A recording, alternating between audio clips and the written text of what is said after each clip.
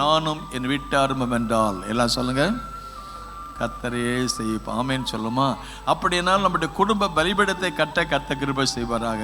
ஆண்டவர் நம்மோட பேசணும்னா, நாம் ஆண்டவரோட பேசணும்னா, இன்னைக்கு நமக்கு அன்னைக்கு நம்ம அந்த ஆபிரகாம் கட்டின பலிபீடத்தை போல அல்ல, குடும்ப ஜெபம். ஆமென், அல்லேலூயா. ஆண்டவர் குடும்ப ஜெபத்தை தட்டி எழுப்ப கர்த்தர் கிருபை செய்வாராக. நம்ம குடும்பத்தில் எப்பொழுதும் தெய்வ தரிசனம். ஆண்டவருக்கு ஸ்தோத்திரம். ஆபிரகாம் வீட்டுக்கு தூதர்கள் வர்றாங்க, மரியாள் வீட்டுக்கு தூதர் வர்றாங்க. நம்ம வீடு தேவனுடைய வீடா மாற கர்த்தர் கிருபை செய்வாராக.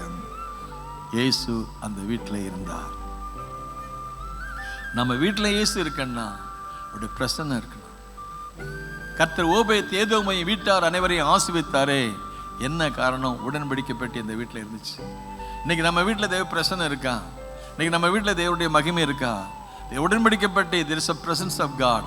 நம்ம வீடு அந்த தேவ பிரசன்னமும் தெய்வ மகிமையும் தெய்வ வல்லமே இருப்பதற்கு தேவனுடைய ஆளுகை எப்போது இருக்கணும். அதுக்கு அது இருக்குன்னா ஆண்டவர் சொன்னார், உன் அலங்கத்திற்குள்ள சமாதானம், உன் அரண்மனைகளுக்குள்ள சோமம் இருக்குன்னா அந்த வீட்டில் என்ன இருக்குன்னா பலிபீடம், ஜெபம், குடும்ப ஜெபம். அந்த குடும்ப ஜெபம் இருந்தா இதுதான் நம்முடைய வாழ்வுக்கு, குடும்பத்துக்கு வேலி. அல்லேலூயா சொல்லுமா?